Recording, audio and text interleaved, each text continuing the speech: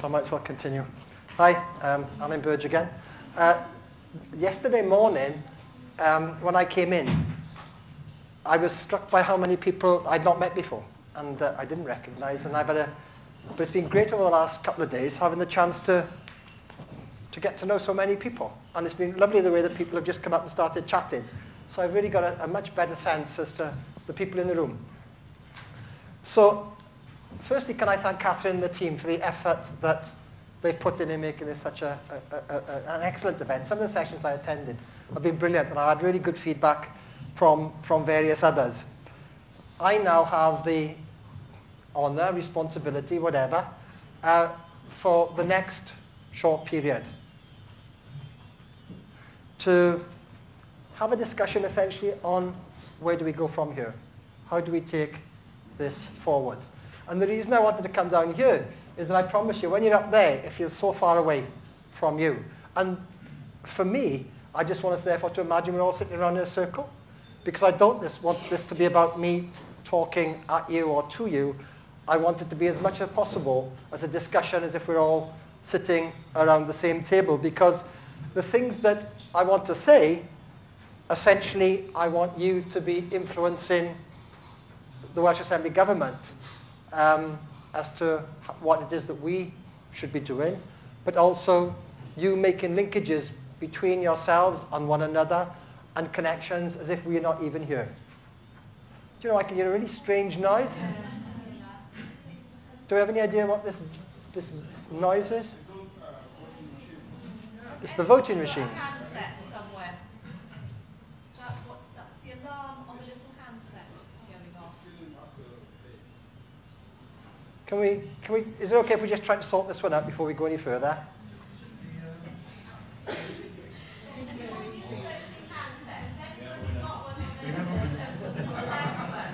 Yeah, I think we've cracked it.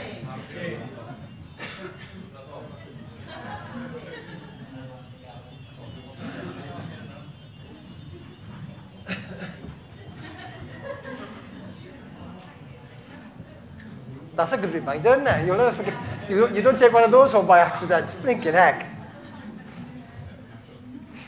But, I mean, what I'm going to do is sort of make a short introduction, which is a bit of a presentation, which picks up on some of the things the Minister said yesterday, some of the things which Mark Austin said, and some of the issues he identified. But essentially, I don't have a prescribed way, and the Welsh Assembly Government does not have a prescribed way that we want to take forward either the next 2 hours or what we do beyond that. I mean, for me, my preference would be that the people in this room were to say, we don't need the Welsh Assembly Government, this is what we can get on with and do ourselves. We'll call on you when we need your help. And if people feel that, then that would be wonderful. But essentially what I want this to be is a session which is as much about you making your contributions and thinking things through together as it is about me from the front. Now, it's not often the government officials stand up here with a sense of what they would like as their set outcome. So it's a bit edgy for me, so bear with us when we're around this. Also, the reason I'm doing a bit of an intro and covering things that have happened in the past 24 hours is that not everyone who's here today was here yesterday. So they wouldn't have heard what the Minister said, and they also wouldn't have heard what Mark Austin said. And I think those two contributions are helpful ones. So we'll have a little brief presentation. I moved to Swansea about 6 months ago. And for my pains, I bought a house. Well, I bought a shell. And so I become very good friends with the builders who were doing my house up. And so one evening a week through the autumn, I've sat down with Mike, who's the builder, and who's never been online before. And I've been encouraging him, and he's been open and willing and supportive, so that he's able to go online, and which has been an enjoyable experience. And I thought, good, that's my personal advance for this year. That was until I saw DK yesterday in his session. And at this point, I'm going to make an undertaking, this is the second digital inclusion conference I've spoken to. The last one was 2 years ago. Next time, I will not be using a slideshow presentation, a PowerPoint presentation, okay? Haven't seen DK yesterday, which blew my mind. I feel a bit embarrassed standing up here with just a slideshow, just a PowerPoint presentation. So next time, I give you my word that I won't be doing that. We are going to be taking notes of the things that are said because we want to capture everything that's said. Also at the end, there'll be an email address because we really want to get your feedback. So please feel free to contribute here, suggest us what we should be doing, and if there are other things that occur to you afterwards or the things you don't want to say here but you want to write to us and tell us, then the email address will be at the very end.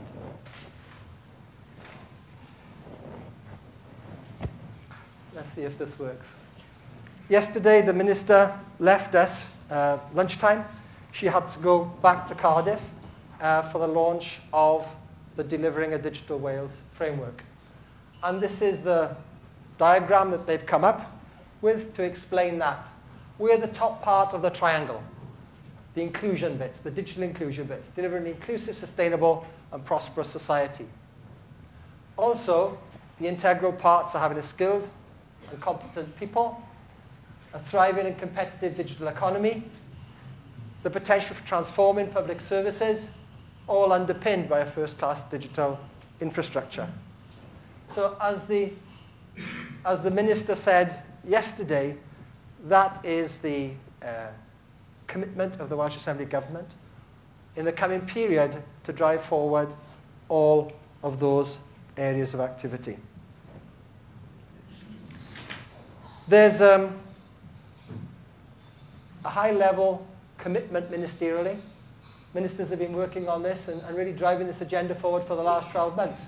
But you can see that underpinning that, there's a whole range of program boards with government officials, external advisory boards with people from the private sector, suppliers working and suggesting how we should take forward with business, and also activities around infrastructure and skills.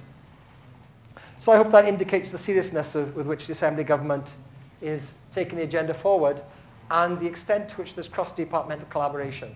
I've been in the Assembly Government for a while. I've never seen cross-departmental collaboration of a sort that's currently involved here. There's colleagues here from a number of different Welsh Assembly Government departments, and they're nodding because it's a new experience for all of us. And it really is extremely positive experience for us. I came back into the Assembly Government off secondment about just over 2 years ago to set up Communities 2.0. And at that time, it was Communities 2.0, as Communities 1 before it, was seen as an island of activity. There was no policies in place, there was no strategic framework in place, and we were just doing this from a social justice perspective to get activity in the most deprived areas. Within a couple of months of arriving back in the Assembly Government, there was then the beginning of an avalanche of UK-wide and Wales-based undertakings. So you have the UK Government's Digital Inclusion Action Plan, the Welsh Affairs Select Committee of the House of Commons, the MPs, did a huge report on digital inclusion in Wales. The former government, the previous government, did Digital Britain, and the current government has come out this week, obviously, with its broadband plans, but also making Martha Lane Fox the digital champion, and she's produced her manifesto for a network nation. And as well as that, the British Irish Council, which is all the governments of England, Wales, Scotland, Northern Ireland, the Republic of Ireland, Guernsey, Jersey, and the Isle of Man, get together quite regularly, and as well as that, the Prime Minister, First Deputy Prime Minister, and the First Ministers, Deputy First Ministers of all the countries and jurisdictions will be getting together to discuss digital inclusion.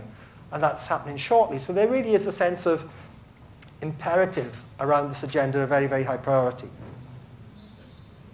This is just to give you some background. Now in Wales, BT in their workshop session yesterday were talking about the work that they'd been undertaking since 2002. And I remember when I first started work on this in around 2004, there were everybody online activities taking place in North Wales, in Newport, and in the Rhondda. And that was supported by BT.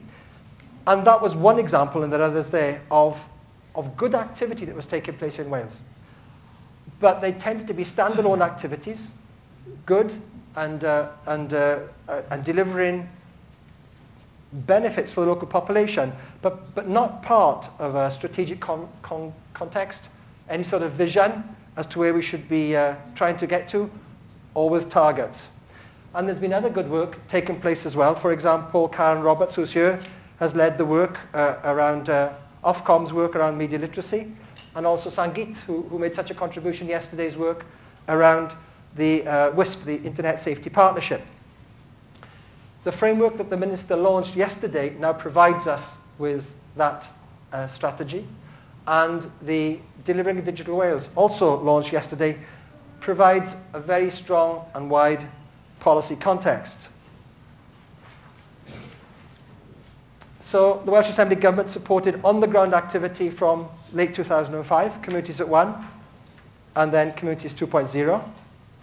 And they're aimed at the most deprived wards in the most deprived communities in the convergence areas. But as I say, when these were set up, there was no policy or strategy within which they could fit. I remember in the Communities at 1, we did lots of good projects. Individual, I think we supported over 200 projects, and some of them are in this room. But the evaluators, and we got one of the evaluators here as well today, I remember saying to us, this is great work, but you're not getting critical mass. And I think the challenge for us now is how do we achieve critical mass? How can we build up the separate initiatives that we're undertaking? How can we make the linkages between different sectors? How can we join up organizations? How can we bring things together in such a way that can make an effective contribution? And I know that, for example, BT, Caerphilly Council, United Welsh Housing Association, Nova Scarman, Communities 2.0 have all met to discuss how they can do things on what I will call council estates in the Caerphilly borough area. Also, libraries, the libraries have made a contribution as well. So it's a matter of how do we knit these things together. So the framework is launched, and all I would say is that this is an incredibly fast-moving context. I mean, it is so fast-moving. I've never experienced anything like it. So whenever we are drawing up our proposals as to what we plan to do, and when we have our discussions this afternoon, we just need to be aware that this is a really quickly evolving environment. And so therefore our thoughts need to bear this in mind. The Minister yesterday said that we've got 785,000, 34% of our adults were not included, and she suggested a target that we could think of might be achieving 25% exclusion, which will be 75% digitally included by 2015, which is a European target. If we were to do that, that means getting more than 200,000 people online in the next 5 years. We've given some indicative figures here for older people who are not online and for people who live in social housing who are not online. With a fair wind, our research colleagues, our analytical services colleagues are going to be giving us new stats in December that could give us updates on those figures for social housing and older people. Also, you'll see there unemployed and economically inactive. And I know that Dawn from the DWP in London was scheduled to be here this afternoon. I think one of her colleagues might be here in her stead. So, as the Minister said, for the Welsh Assembly Government, getting people online is an increasingly important part of life. We want to improve people's lives. We want to avoid the risk of them being socially and economically excluded. But we recognise that we can't do this on our own. In fact, we are probably one of the minor players. All we can do is be a point of reference, if you like. It's actually the activities on the ground of the private sector, the third sector, and the public sector that can contribute to really achieving this. So, as the Minister said, we will provide strategic leadership, and I hope that this discussion today is one example of that, and we are quite happy to take on board the suggestions you have for us as to how we can go forward together. The Minister referred to our potentially developing a stakeholders groups. That's one of the things that we can talk about this afternoon. And also what we've been trying to do in the Assembly Government is to bring together different policies to avoid gaps in delivery. And I don't know if you've noticed it, but there are two things that are really significant that have happened in the last 2 weeks. Well, not 2 weeks. One in the last 2 weeks, one just a little longer ago than that. Within the last 2 weeks, there's been an independent review of social services in Wales that's come out. And they recognise the significance of digital inclusion and people getting online for the future delivery of social services in Wales, which is really quite significant that you have a major policy area recognising that, and that wasn't done at our behest. Also, you may notice there's a white paper out about universal benefits, and with the strong proposal in that benefits for working age people should be claimed online. Now that isn't legislation, but it just shows the way that thinking is going. I think an increasing assumption that public services will be delivered online. From our perspective, we come from the Department of Social Justice and Local Government, and therefore we want to ensure that people don't lose out and are not excluded socially or economically. But the backdrop against which we work changes very quickly. We put our framework consultation document out for discussion over the summer. We had brilliant feedback. We had 4 events that went really well, and we took on board as much as we could the comments into our new document, but I've got all 40 of the written contributions plus the outcomes of the 4 meetings with me. And really, we really appreciate that, because what you did, in some cases, you challenged our assumptions. We had a really strong dialogue with Chwarae Teg, age by age, going through, looking at the relationship between women online and men online. And I can see Jess smiling there from the WCVA because she facilitated that conversation. But it really was good that our assumptions about our own analysis was challenged as we went through that. We've had good conversations. The document's been improved, I hope, around disabilities because of the feedback we had about the way that we should consider addressing issues of people with disabilities. And we had a nice conversation earlier over lunch with people from Disability Wales, and so we will look forward to taking that dialogue forward as well. So we had offers of support to join in the stakeholder group, which is great. They came from the private, the public and the third sectors, and we would want to draw upon those offers of support and more. Some of the things that we've been doing since September, we've had bilateral meetings with some local authorities, Rhondda Cynon Taf, Blaenau Gwent and Merthyr, which have been really, really good. I think public service deliverers are becoming increasingly aware of this agenda and its relevance for them. I think the necessary cuts that they're having to make, I don't mean necessary cuts in the sense that they're needed, I mean the fact that they are being obliged to undertake cuts in public services, means that they're looking to see how they can keep services standards high, while if possible reducing cost, and this is obviously one way of doing it. Also, we've had liaison with housing associations and with care and repair. And I think, I remember I went about 4 or 5 years ago to meet some housing associations, the regen officers of the housing associations. And I went at that time because there wasn't that much of a consciousness out there about digital inclusion. And I went into the housing associations and they were doing much, much more than I'd even thought of that we should be doing. I mean, they were so far ahead of us. So we do recognize there's all sorts of good things already happening out there. But since over the summer we've had further conversations with that, we do recognize there's a lot happening across all sectors. In the last week or so, we've had conversations with the WCVA to see how we can have an ongoing dialogue with them, to see how the WCVA hopefully can provide some strategic relationship, some strategic leadership for the third sector.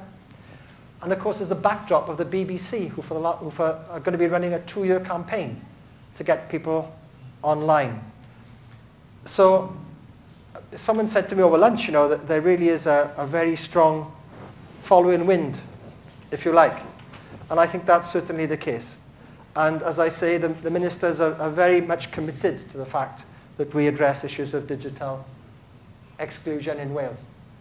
So if you like, that was the backdrop for those who might not have been here yesterday, and to try to bring a sort of a coherent, semi-coherent series of points here. These are some of the issues that I've wondered about.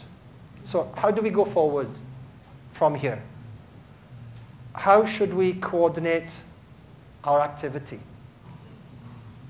Who should be coordinating activity? What activity do we coordinate, and when do we coordinate it? What's the best way to involve the third sector in this, which has 10,000 organizations covering everything from health and social care to the environment? What's the best way to involve in the private sector? How best to go about involving the public sector? Do we look at them by sectors, or do we not look at them by sectors? Should we actually put the focus on those people who are excluded? Should we look at people with disabilities as a sector and say, okay, we'll drive that way? Do we look at people who live in social housing and drive that way? Or should we use already existing networks? Perhaps it's an and, or perhaps it's an and rather. We do one and the other. So do we dialogue with CVCs, the county voluntary councils, to see how they support us? Are new networks needed here? Or do we use, can we use, should we use currently existing networks? Older people's organizations, there are already loads. Should that be our routine? Is that what we do? Work with those in order that they mainstream this issue? So are new networks needed, or do existing ones suffice? Should we do it geographically? We've had extremely constructed dialogues by local authority area. RCT, we had a meeting a week last Friday, very, very positive. Is that the way? Do we go in through local authorities? There are national networks like libraries. We already have a strong relationship with the library sector, but therefore that's an example of how you can do things at the national level in order to reach down locally, as well as doing them at a county level. Likewise, say with the RNIB or with the WCVA. So I think those are the questions that at least I'm thinking of us talking about this afternoon. But I don't want you to necessarily answer these questions. If you have your own questions that you think that are the right ones to ask rather than these, please come in and say, I think we shouldn't be asking these questions. These are the questions we should be asking. Because when you're sitting in an office in Merthyr, you don't always know that you've got the right questions to answer. So, you know, let's work through the questions as well as to provide the answers. Regard these as prompts, if you like. We've started sketching together, and I won't use a stronger verb than that, a delivery plan. That started, it's building on some of the things that we know are already happening, for example, the work of libraries. But I recognize there's a lot that's not in there that could be. In the new year, we'll need to beef this up quite a bit. And I'm hoping that the discussion we have now and the subsequent activities that come out can help improve that delivery plan and be included in that delivery plan. Because we recognize that it is going to be a living, evolving document. It isn't, if you like, a photo. It's going to need to be a video. It's going to need to change, and change quite quickly as things move on. And then finally, I guess, about a stakeholder group. Do we actually need a stakeholder group? What do you think about that? We certainly had some responses which said, yes, we like the idea of a stakeholder group, and please can you involve us? I've had 2 people today come up to me and say, can we be involved in the stakeholder group, please? So, but can we visit that question? Do we use networks already existing? Do we think it's at national level, local level? Do we need a separate stakeholder group instead of, or as well as?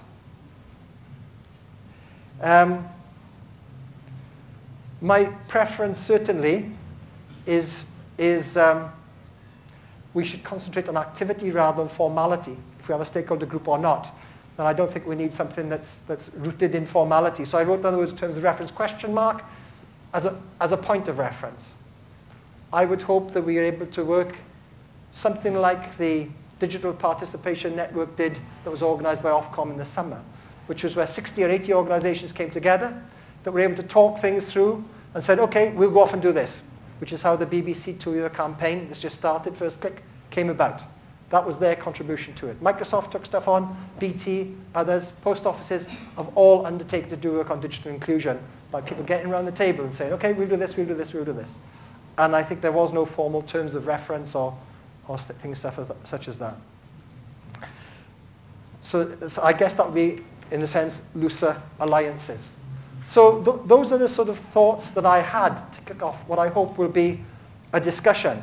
That's perhaps, I hope, they were the last words I need to say. I'm happy to point to people and say, just so we can have a degree of order, and I think there should be some roving microphones here. Well, I've got one and Janet's got the other. Okay, lovely. But other than that, I mean, are people happy with that as a basis for going forward? Yeah? Is that okay? Yeah? Okay, my first question is, can everybody say who they are and where they're from? Oh, hello. So we all know who we're talking to. Hi, my name is Natasha James, and I'm from Breaking Barriers Community Arts.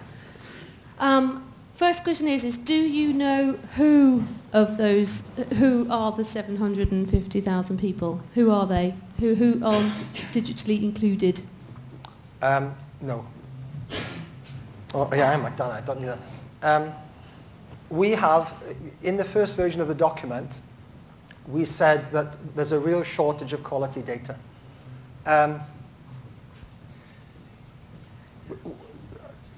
This agenda has come along really quickly. The Digital Inclusion Unit didn't exist 2 years ago. And therefore, the right questions haven't always been asked in the national surveys that collect data. The right questions are now being asked in the surveys, but it's going to take a little while to get the data. We are hoping to get the first data which tells us about the numbers of digitally excluded in social housing and, for example, people with disability is more difficult because there are so many different sorts of disability. So I think we need to handle that one in a different way. But how many people in social housing, how many older people who are digitally excluded? Yes. The difficulty comes then when you get below an all Wales level because we do not have a breakdown by county yet. So we don't even know where they are. What we've done is we worked with an organisation called Experian, and they've come up with models of where, based on socio-demographics, we think that people are most likely to be.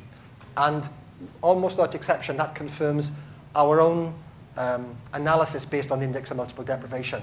But as to, I could not say to you, there are X numbers of people who live in social housing who are digitally excluded in Merthyr. We can't yet do that. But we will be going there. That's the direction we're going in.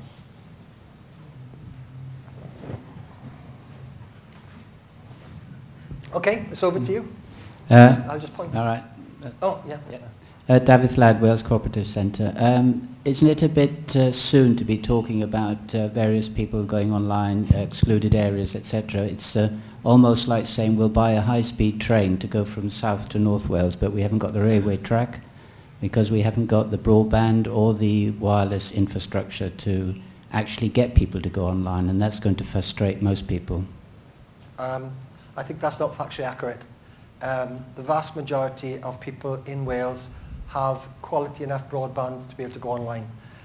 There are roughly 785,000 people, we estimate, who choose not to go online, either for attitudinal reasons or financial reasons. The numbers of people who can't go online because they're in hotspots is tiny. I mean, we're talking a couple of thousand in comparatively few areas of Wales.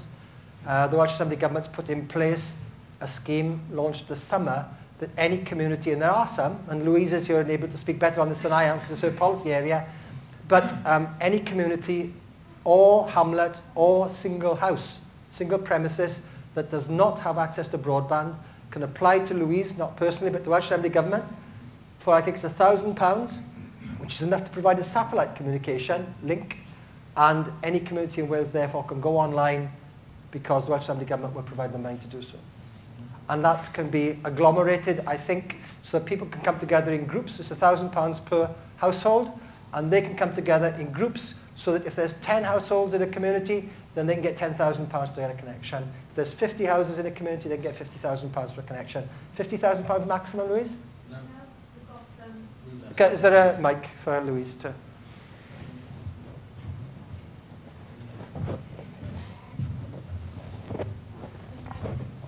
Yeah, we've got currently we've got one application from a community in Rwlas in Gwynedd, who got 128, I think it is, applications coming in. So that's potentially up to £128,000.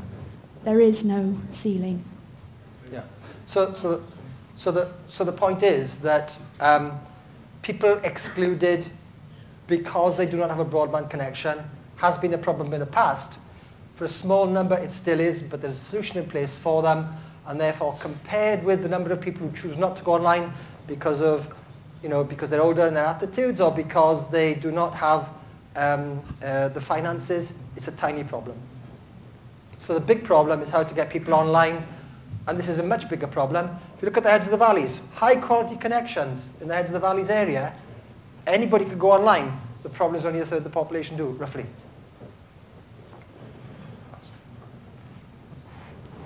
Peter Loughran, Age Concern Shiagar. In terms of taking the strategy forward, I mean, it seems to me that we now have a national delivery plan. And I would like to think that at a county level we could have a county delivery plan that matches and mirrors that sort of thing. So I think there is the opportunity there to engage the local authorities, the counties, but also working in close collaboration with the county voluntary councils. So I think going from national to county, and then within the county you can have a plan that engages with different voluntary sector groups, different sectors, youth, young people, children, older people, learning disabilities, mental illness, and so on. So I think the county structure is still quite useful for taking forward the national plan. The gentleman by you first. Oh, is he? Okay, sorry. Right. Oh, do you want to introduce yourself? Sorry. Yeah. Alan Thomas. Yeah, you're on. Digital champion for Rigs Online, the UK Digital Inclusion Initiative. Just a small comment. When you talk about disabilities, can you please not fix my wig or point towards me? Okay. If I was, I apologise. Thank you. Okay.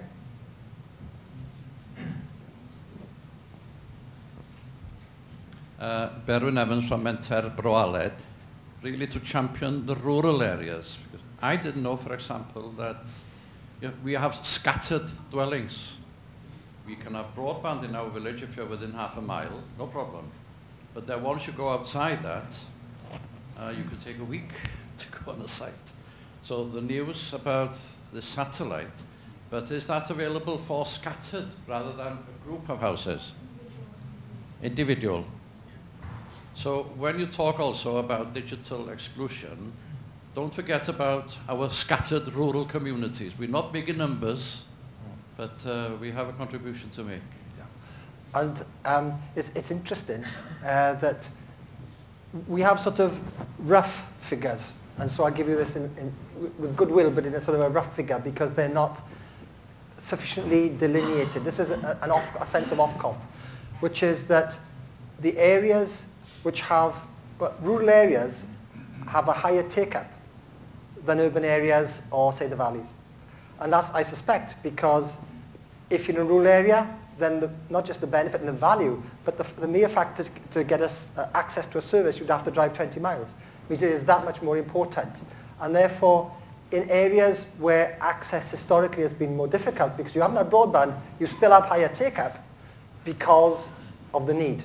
Whereas in areas where, if you're in Merthyr, you can pop into the town centre on a bus, then, although there's good broadband provision, take-up's been much lower. Nigel Hayton, Swansea Discover IT. UK Online is an organisation that works in England only at the moment. But is that a model that Welsh Assembly Government would like to look at and perhaps adopt in Wales and support the centres that do exist here and help them grow? Yeah. The Welsh Assembly Government, if I can say, there's this thing called UK Online Centres, which is a number of thousands of centres, including the libraries, for example, in England. It's an England-only thing, in spite of being called UK Online Centres. And it's a shame, actually, because one of the members of staff was here earlier and she's left, or she'd be able to speak about this much more authoritatively than I can. In Wales, we adopted a different model about 5 years ago, which is we concentrated our resources on the most deprived areas, if you like, rather than give equality across the whole of Wales. Because I think UK Online Centres covers the whole of England equally and doesn't sort of focus in. So, we looked at the areas where there was most likelihood of concentrated parts of the population being excluded in order that the comparatively slender resources we are dedicated to those. And that's the approach we followed.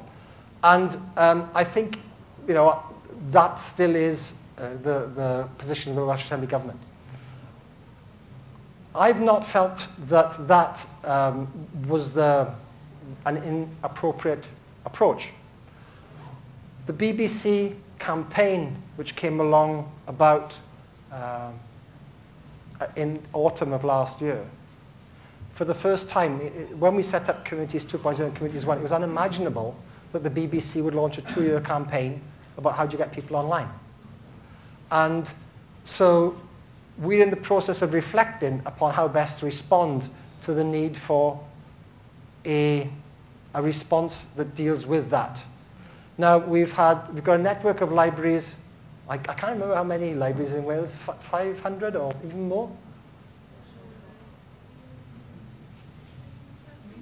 Pardon?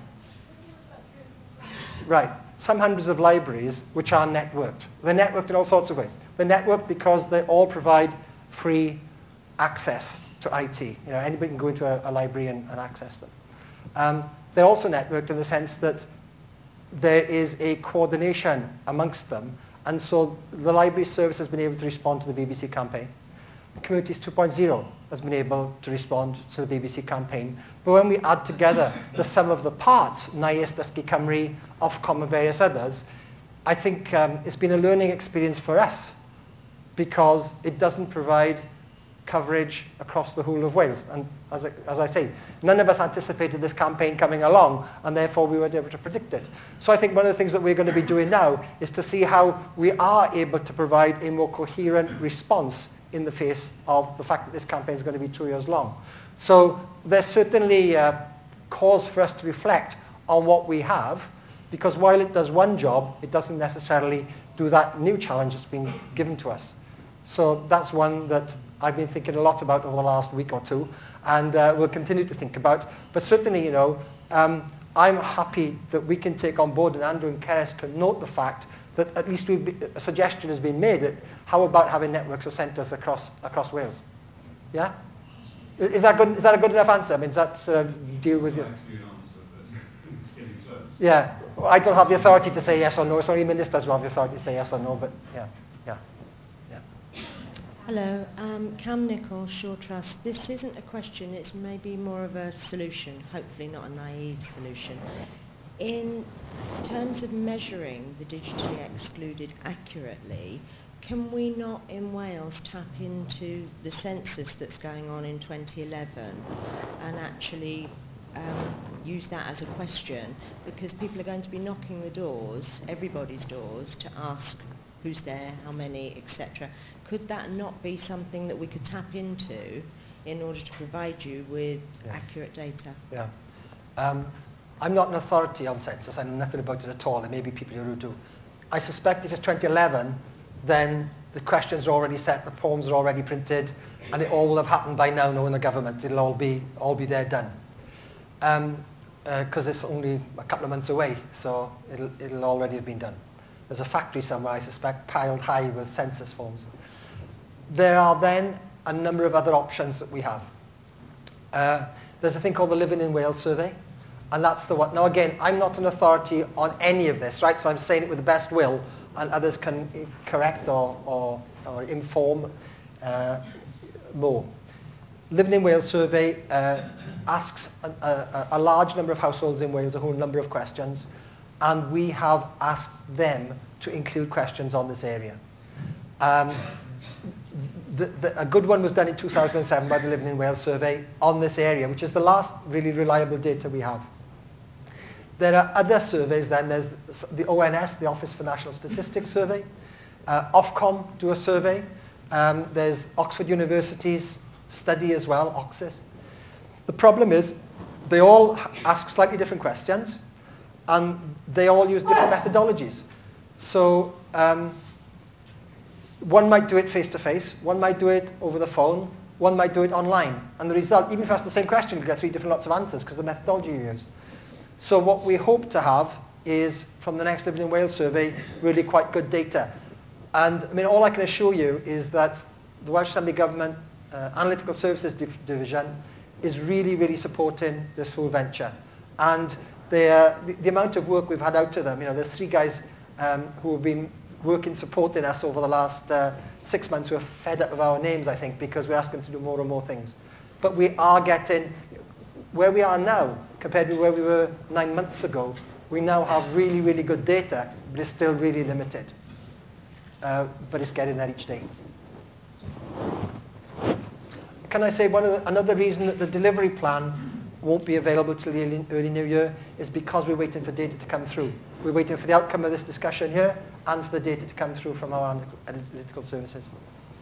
Hi there, Richard Spear from Connecting Learners in the Third Sector project. I'll just follow up a point about UK online centres and then a separate point about the framework. The UK online centres, the misnomer I think really does kind of confuse people, and also it confused me, and the services actually that are offered through UK online centres, like the online basics courses, for example, are really great resource for helping people to take them first steps to get online. But I mean, I work predominantly in North and Mid Wales, and where a lot of people have first language Welsh, and those resources aren't available in Welsh,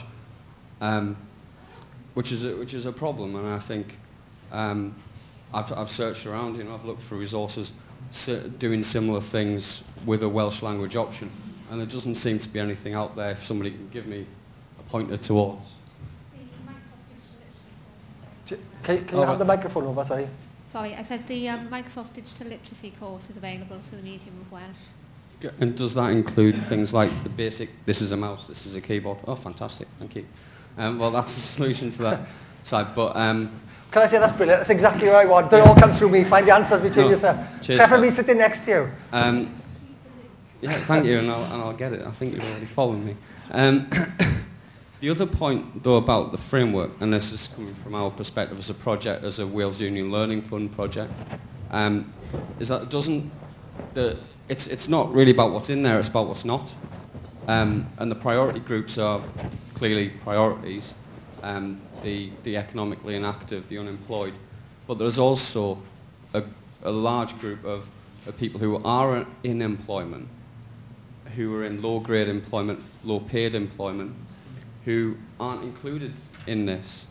And we, as Wales Union Learning Fund projects, we have a remit to deliver ICT courses, beginners ICT courses, and then moving people on to qualifications. Work-based learning isn't in here, as far as I can see. I scanned through it last night. And it's a really important aspect economically and in terms of public service reform, because the workplaces are changing. And I know, yeah, you've got skills and competencies of the people up there as part of the framework to deliver. But there's nothing explicit in here about workplace learning. Yeah. And it's a really important part of the Welsh Assembly Government's policy agenda as well, in terms of skills.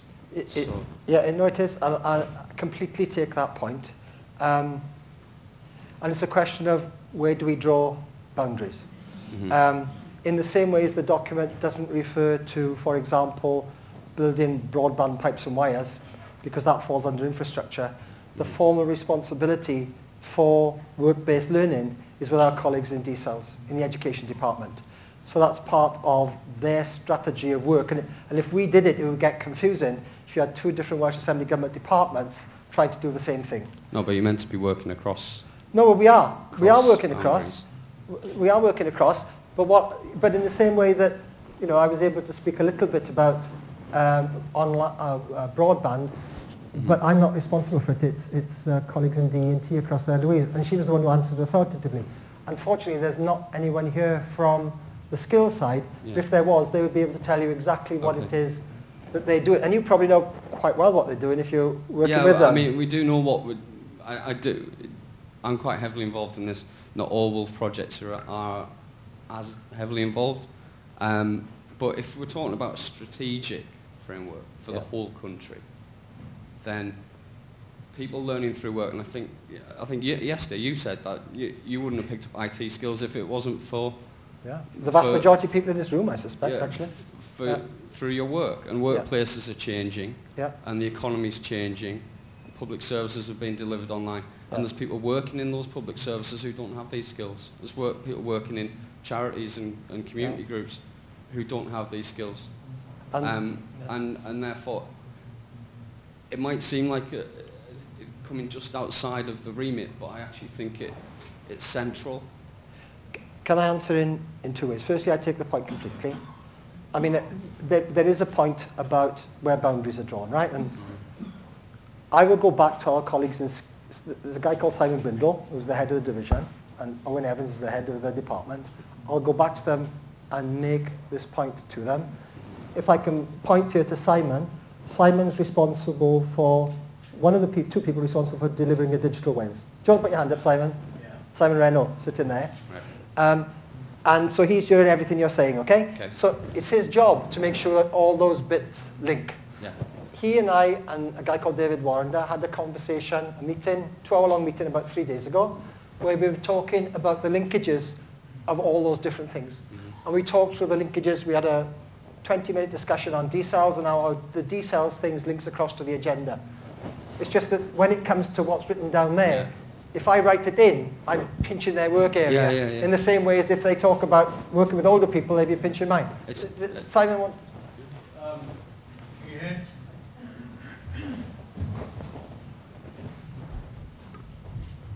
Simon Renault. I'm the Programme Manager for delivering Digital Wales, which is that whole triangle.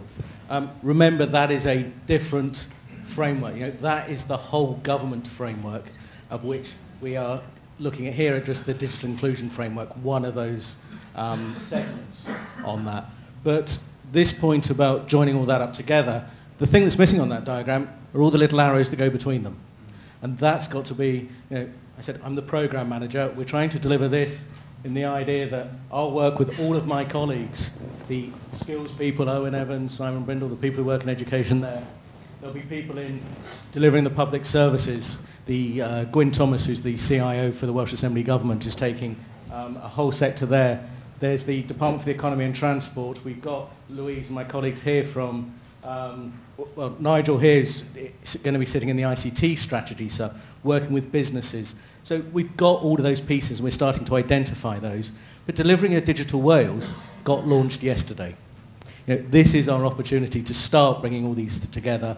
I'd hope that in a couple of months' time, I'll be going along to a conference that will be run by my my colleagues in education. I'm not sure they're there yet, but we've also got, you know, we could heard what's happening in the infrastructure, on the fact that the underpinning of the infrastructure, you know, that's why infrastructure is at the bottom of that triangle. We do understand that we've got to join this together. You know, I've been in this game since 2001, e-business policy, Cymru Line, e-Wales. We've tried these before. The big thing that was really evident yesterday was that it's cross-cabinet, cross-cutting. You've got all these ministers with their commitment now. So it's no longer one minister in just saying, this is important for the economy, we better get on with it. And then everybody just looks at it being an economic problem. You know, now it's really understood at ministerial level that everybody's got to do their part in their own departments. Yeah, and in the meeting with Simon and David a few days ago, I advised them that when I had the meeting in RCT, which was superficially, at the first level it was about digital inclusion, half of the discussion was about public service delivery and the implications of what was happening for them as a public service deliverer. And I said to Simon and David, whenever you go to a meeting these days, one can't assume that you can just look at inclusion without having to address all the other items as well. And this is confirmation for Simon today. But also, you know, you've put your finger on how we do need to make sure those linkages work, but we really are working at it. Can I, while the mic comes back to you so you can have a second bite, can I just say that, and I take your point completely about there are some people, even in the public sector, who don't have the skills. There are 3 of us here from the digital inclusion team today. There's 4 of us all together. The 4th one, Stephen, he's our unofficial digital champion for the Social Justice Department and the Merthyr office. So he's going around and he's working with the messengers and the canteen staff.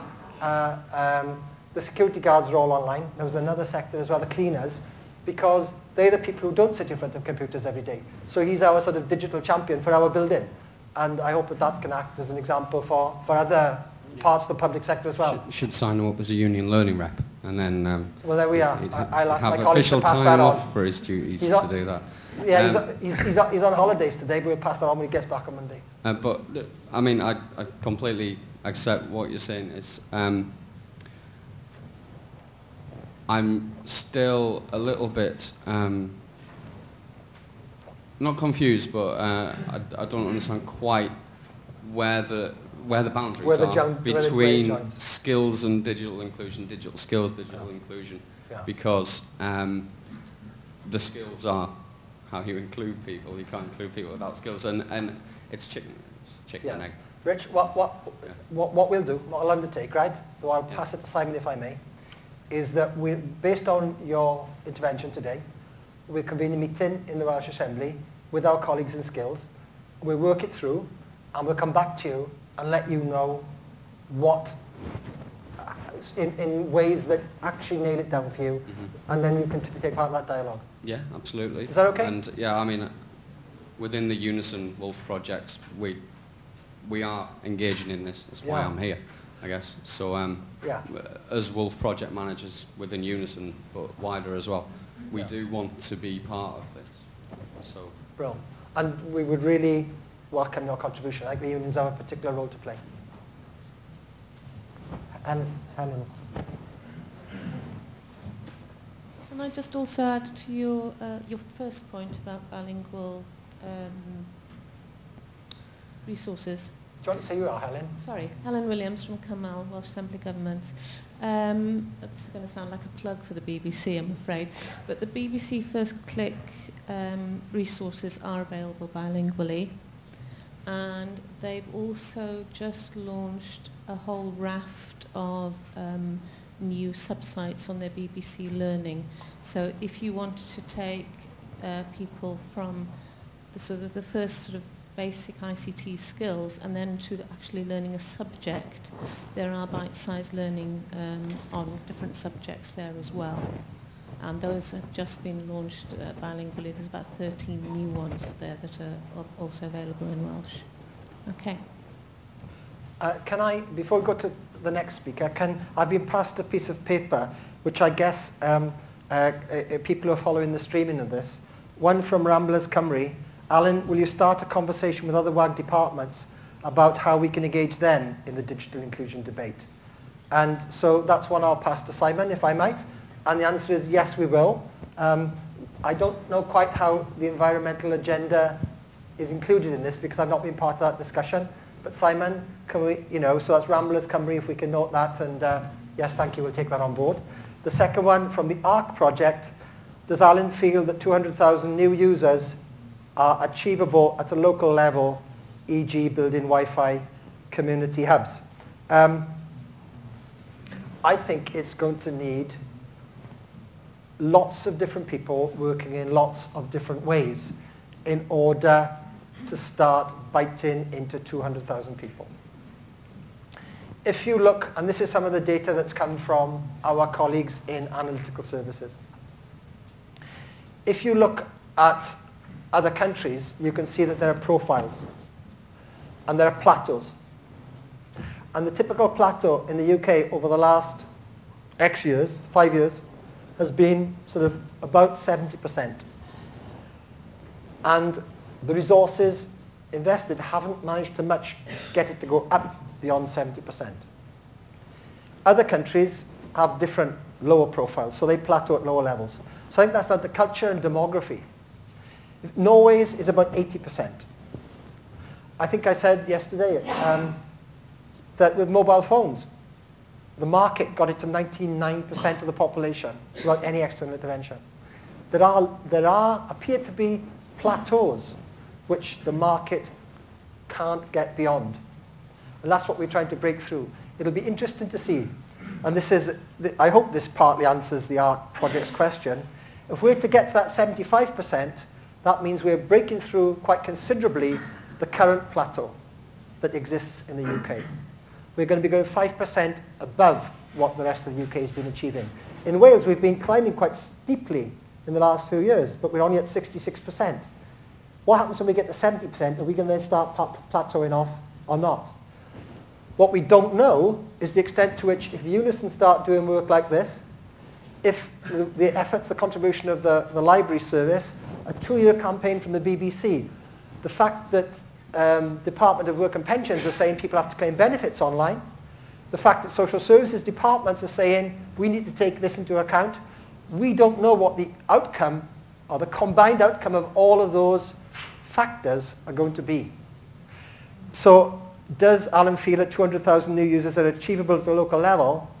Answer, I don't know, but I know it won't just be down to Welsh Assembly Government, it will be down to everybody in this room and people outside of this room. But there's a EG building Wi-Fi community hubs, which is a separate point. And I think one of the interesting things, and I know Terry's here, Terry Price from Nova Scarman, and he has been working in a number of areas with community hubs. And last week I met people from Llanilleth, which is the community's first project, and they're putting in community hubs around the Llanilleth area. So I think there's all sorts of interesting experiences beginning to come out of that. And I think community hubs will be one of the contributory factors to making it happen, but only one of many. Chris Allman, Circuit Rider Communities 2 project. One observation I'd like to make is that I think there are three things that are needed. We obviously need the centres, the community hubs, the libraries, the places that people can go and try out internet access for themselves, get a feel for it, and get training. So that's obviously one thing that we're all agreed on. The other thing we need to make that effective is on-the-ground marketing. I noticed with the BBC First Click campaign, one of the problems with that was that the marketing was mainly centred around the libraries themselves. Apart from the BBC, obviously the BBC were pushing out a certain amount of information, but there was also a tendency to, a lot of the people that were recruited onto courses that I took in our local library were people who'd seen the posters in the local library. So we may automatically be excluding a large section of the population who perhaps aren't in the habit of using the local library service, and those people may actually be the very people we're trying to most reach. So on-the-ground marketing, even if it's down to flyers in the local grocer, and working with local community groups and so on and so forth, is also very important. The third thing I'd say that is important is enablement, because if you take the libraries, the libraries are a cracking example of really very good resources which are there for people to use. But they're only generally open 9 to 5. So if you're working, they're not very accessible. They don't have creche facilities, so if you have young children, they're not very accessible. So whatever solution we put in place, we're going to have to think imaginatively and holistically about what resources we need to enable people to use those resources. Because it's not just about putting the resources there, it's about making sure people know that they're there and that they can get to them and they can use them. That's it. Yeah. On the last point, as I said, I think at the beginning to that question, I think one of the things, when we set up Communities at One about over 5 years ago now, John Bennett, who's not here, I remember took Owen Evans, who was then with BT, and me around the valleys. And we sort of drove up from Caerphilly, we went up to Fochrew and all sorts of places, and my colleague Chris Gittins, we went across to Porth. And what became evident was that almost every community had a community facility with kit there. We went to Porth, and there was a room that was probably not much off the size of this. There was about 200 machines there, and there was not a single person sitting in front of them. You go to council estates in the Caerphilly Basin, every single one had a room dedicated. So the question isn't about getting kit in the community. I suspect the only place that didn't have it at that time in the Caerphilly County area was Fochrew, and that was because the community centre didn't have a secure room. Now, a secure room has been built in that community centre, and so they have a suite. They have an IT suite in Fochrew. So I think the question isn't one of kit in the community. It's a question of making the connections and opening the doors and getting the support. And getting the support, there's a whole issue. And I had a very interesting conversation with the WCVA 2 days ago. I think it was 2 days ago. I feel I'm in a bit of a time warp at the minute. About volunteers. What contribution can volunteers make? Because within families, younger people naturally say, oh, come on, Gran, I'll show you how to do this. And so one of the conversations we've been having with the WCVA and with Communities 2.0 is there any way that we can help take forward this volunteering agenda specifically around this issue, particularly if you're going to have UK-wide broadcast advertising of campaigns. I mean, what sector of British life wouldn't like to have the BBC spending 2 years every couple of months saying, please do this, why do you do that? Here's a phone number to ring, get in touch. Now, Andrew might be able to comment on, because he was at the meeting earlier this week, which sort of reflected on that first stage of that first click campaign. But certainly I think there's a lot for us to learn. But I take the point therefore, and it was the point that you made, how can we perhaps bring together centres that already exist, but stand alone? In a way, it's a sort of a scaling up of the sorts of things that have happened small. How can we bring some sort of, bring them together in ways that they have the resources to do? Now, this is very early thinking, right? And you've got more ideas than I've got. You know, Terry's got much more experience at working in community centres, setting up Wi-Fi hubs than I've got. So the experience is in this room and outside of this room, and therefore that's why we need the support back to you. And you know, so I take the point about the libraries and their limitations, but they are, 1, available, and 2, free.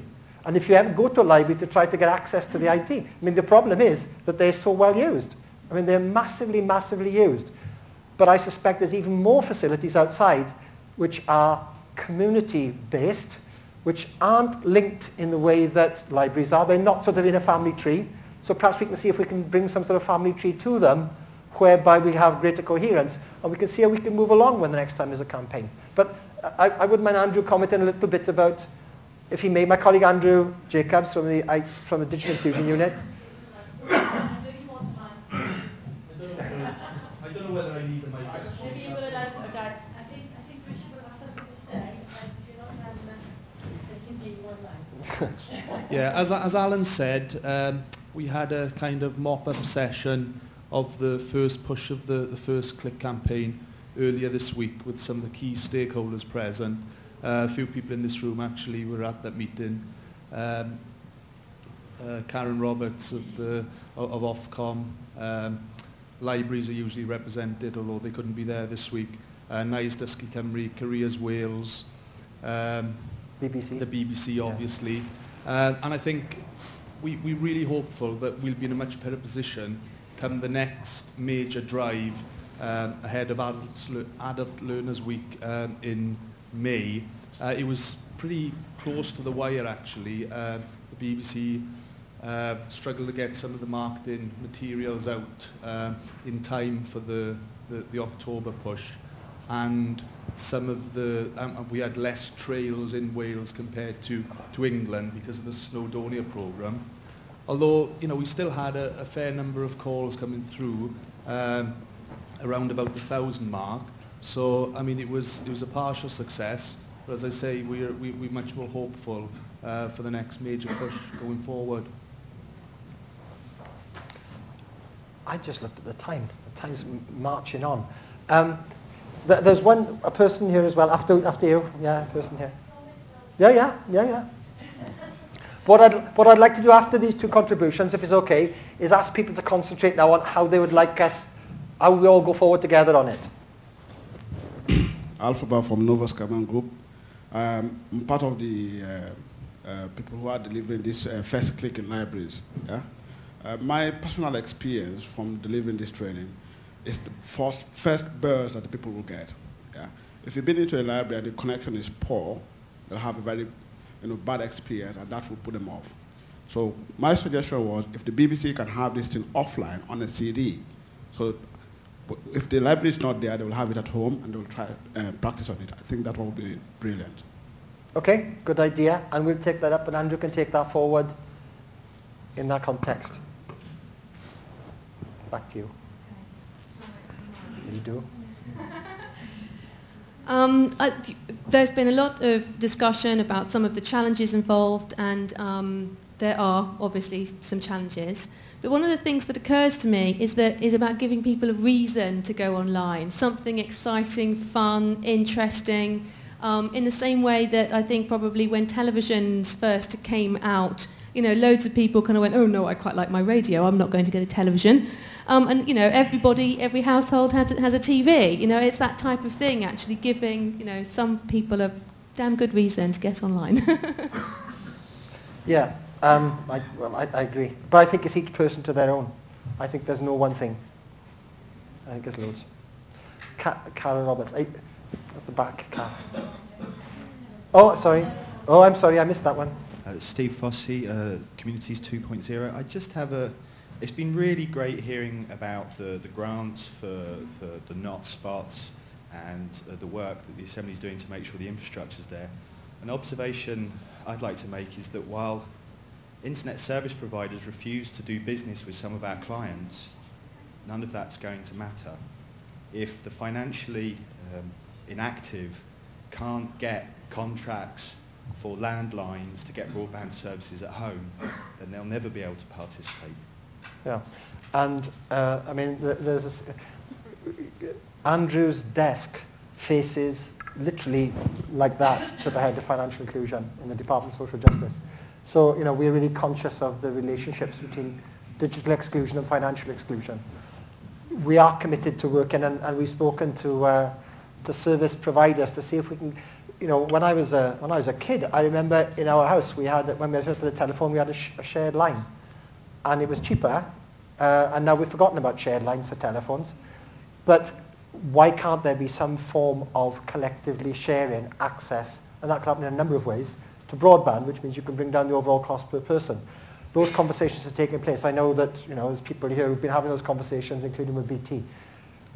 I think this agenda is a marathon, not a, you know, we need to keep all these targets in mind and just aim at them and just keep working at them. They're not all going to come quickly or together or at once, but we just have to keep working and breaking them down. But we're aware of it. I mean, yeah. And if, I hope Karen is, but if in future we can start thinking now of how do you think we should take the next stage forward? So I think we haven't got that much time now. We've been talking, it's been very constructive, but we need to move on a bit. Right, I'll try not to keep you too long. Just to, I think I've been mentioned too many times now not to have to say something. Just on the First Click campaign, I'd just like to say that I think Wales responded particularly well given the circumstances, because the BBC's campaign was based around a model, as you say, for UK online centres that already existed, and we didn't have the same infrastructure in place. So I think we adapted quite well to that. And as Andrew said, it was the first wave of the campaign. So, and you know, it was very much a sort of suck it and see approach, and we've definitely, you know, got some valuable lessons that we've learned from the first wave that we will take on board. So this is a plea basically to anybody who wants to be involved in the next wave or going forward, who think they should be involved or have got capacity or provision there, to certainly get in touch with me later, and I'll feed that back to the BBC, because part of the process is to feed back to them, you know, for other organisations that weren't involved this time that would like to be, to sort of get them on board for the next round. The second thing I'd like to say is that Ofcom's worked closely with Welsh Assembly Government now over a couple of years on the whole digital inclusion agenda, and it's fantastic that the Delivering a Digital Wales was launched yesterday.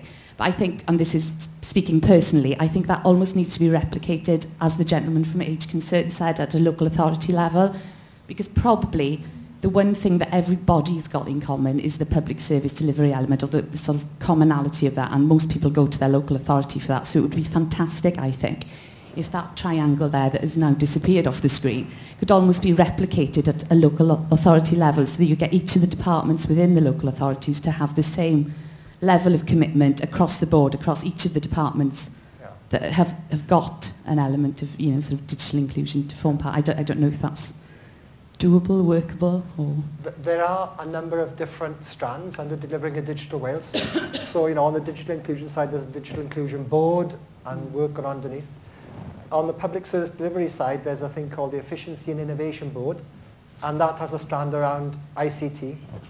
And I went to that about 2 or 3 months ago and spoke to them, and there was it was a half an hour long discussion, and certainly many local authorities, if they're representative, those people in the room, if they're representative, really are aware of the benefits for them as service deliverers to having as many services as possible online. I think it's fair to say that England, you know, has been doing this for a little while, and in fact, Ewan and Paul are over there, and they may want to contribute on this agenda. You know, there's a lot of experience that's gone on in England, which is why we invited Paul and Ewan to this workshop, who've been essentially working with local authorities in England, and that there are perhaps even things on the shelf that we can just pick off and implement. But certainly our local authorities and our public services generally are now, you know, really aware of it as an agenda item. And I look to Simon, because I would hope that Simon now in the Delivering a Digital Wales role, and our colleague Nick Beattie, who really has been involved in this agenda at the European level, and at the Delivering Digital Wales level, and that's from the beginning of January, I think may well be working on public service delivery, will be really aware of this. Following the Rhondda Cynon Taff meeting we had 2 weeks ago, what we agreed is in future, digital inclusion doesn't go out on its own to meet the local authority. Digital inclusion and public service delivery colleagues together go out to meet the local authority, so we're tackling both at once. And from that perspective, we can suggest to them that they devise their own county-based strategies. I think that's a really good, and call me naive or stupid or what, but I hadn't thought of having county-wide strategies, so if we can do that, I think that would be a real step forward. Just one more observation, then I'll shut up, but it actually probably leads into where you want to go next. In terms of stakeholder engagement, I mean, just speaking from a personal perspective, I think it's probably fair to say that one size definitely doesn't fit all, and that from what I do, I don't think you'll get any problems at all having a high-level buy-in. It's just how you sort of marry up the grassroots level and the overarching strategic approach, and making sure that each is aware of the other, because I know there are hundreds of networks out there in different sort of stakeholder groups that all filter stuff out amongst themselves, but I don't know how much coordination there is between those different, cross-sector, plus also, the geographic differences, and I don't know how you go about doing it, but I know the networks are there. It's just kind of coordinating them all. Does that make sense? From an Ofcom perspective, you've done a brilliant job over the last couple of years, actually pulling lots of us together, Karen. Thank you, Alun. But I just think that going forward, that there's lots of it going on out there, and the one thing I will say, and you know this yourself, and unfortunately the Ofcom's Digital Participation Consortium has been pulled, but the one common sense approach they did seem to have was the kind of ethos that there would be a subliminal message along the sort of lines of the 5 fruit and veg a day, that you instill that kind of need for digital literacy and digital inclusion at a sort of a less kind of formal approach to it, that you kind of instill it in its sort of every message that you send across, and that people kind of generally accept it as the norm, and then you use that sort of approach to kind of, I don't know, get all sectors and all partners to buy into it, and to sort of tap into that overarching message so it doesn't become too formal, or you should learn this, or you should, because that's particularly off-putting to most people.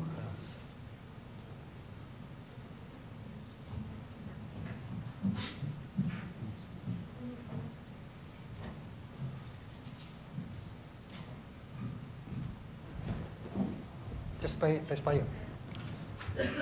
Leah Fee, Swansea iTech. One of the things that's come up repeatedly in the workshops today is that mobile phone penetration is so much higher than broadband penetration. It'd be interesting to know, A, if any research has been done on why that is. I suspect the answer, as to what you said earlier, it's no. And also, at a guess, I think it might have a lot to do with pay-as-you-go versus contracts. A lot of... is that better? No, when you finish, I'm going to hand the microphone over to Louise. A lot of learners, certainly anecdotally, I know a lot of my learners who have not got landlines, not got computers at home, have got mobile phones, and they're all pay-as-you-go ones. Thanks. I'll hand you over to my colleague Louise now, who will know about these things that I don't. Sorry, I don't have an answer for you. We haven't done any research on mobile take-up or the reasons behind why that is the case, unfortunately. Someone has a microphone there. Almost preempted my question, but we talked about stakeholder engagement here. A lot of our talking about digital inclusion seems to have revolved around the PC and fixed line broadband. Yet we've just said that we've got 99% mobile phone market penetration. It's quite feasible within the lifetime of the framework that most mobile phones will be smartphones. Their contracts will be affordable to financially excluded people who tend to use pay-as-you-go contracts. But if we don't design all these services that we're going to be putting online, all these public services, if we don't design them to be mobile accessible, then we might ironically quite easily get an extra 200,000 people online, but they'll still be excluded due to lack of forward thinking throughout the framework. I don't know if I want to respond. I agree. Simon we'll be passing notes of all this to Simon, and it's one for him to discuss with the public service delivery colleagues. Yeah? Alun, just to... can you hear me? Who are you? Sorry. It's working, Ted. Yeah. Okay, Terry Price and Nova Scarman. Just to pick on Steve's point, and some of the other queries are going around about sort of affordability and broadband and so on. We have been in fairly active talks with BT in London, with the wholesale department, about looking at different delivery models for broadband, which could be things like shared lines, it could be one pipe into a block of flats, it could be pay-as-you-go, it could be wireless solutions. And we're hopeful we might get some pilots off the ground on a UK level to actually look at different, means of actually delivering and those sort of packages. If UK government wants to come up with some money for the pilots, then it'll happen a lot sooner. If they don't, then it'll take a lot more negotiation. But we are trying to look at different ways of playing around with models, possibly social enterprises and so on, as ways of actually delivering those.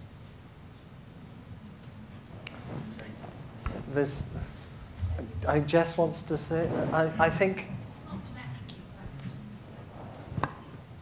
Yeah, the broadband support scheme would be able to help with that, Terry. If you wanted to apply to that, you'd be able to. If I may add something as well. Before I took up the job of the Digital Wales programme, I was the basic broadband, the RIBS broadband manager, getting broadband all over Wales. Worked with a lot of communities where they, as community solutions, went to whatever service providers. It did require somebody in the community to take the lead, but they ended up almost giving broadband for a year for like £10, £20 connections for an annual charge, because what they were taking was a basic 2 megabit broadband connection into one person's house and then wirelessly distributing that round a distributed rural community over the reach that stuff you can buy. Now, those solutions can come forward now under the broadband support scheme as community solutions, and that sort of very cheap subscription, if not down to, depending on how altruistic one person wants to be, down to free into those communities. And I think we will start seeing that. Hi, it's Mark from RCT Homes. So again, I'll get back to going forward in a minute, but it is really unaffordable, the broadband in where we're doing a pilot at the moment for WiMAX, which is near Pontypridd, and they just can't afford it. I mean, you've got to get connected, there's usually a package, etc., etc. Won't go into that, but that is a problem. So, but keep an eye on the WiMAX project, because that, for wireless, it's much easier to, I don't understand the physics of it yet because I haven't really looked at it, but Wi-Fi I think is a problem for broadband. It's a different signal than a telephone. WiMAX is the next generation of wireless. But we're already starting a pilot, so keep an eye on that. So, with RCT Homes.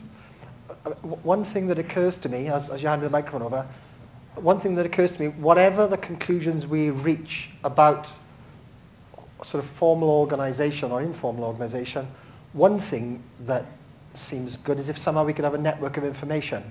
If we could somehow have, if you like, a virtual information system so that people are able to communicate with each other about what's going on in RCT, about WiMAX, about Terry's work around Wi-Fi in communities, and about some of the questions that are coming out. So that's one thing that strikes me on the basis of this conversation that we could have, which could be constructive. That was actually going to be my question, really. So go on. I was just thinking, Jessica McQuaid from the WCBA, and I was just wondering, in WAG as your role maybe in kind of coordinating this, are you going to plan on having all the connections that you've made so far with the different third sector organisations and the work that Communities 2.0 is doing? Are you planning on kind of making that available to kind of everyone else so we can start to build the critical mass? Is there going to be a web tool, a portal, an interactive map, with case studies? Because that would be so useful for kind of at a local and a national level to take this agenda forward. Yeah. You asked a few different questions there, I think, and if I miss any, please come back to me. I think the work that Communities at One did, which was 2005 to 2009, there were 200 and odd projects there.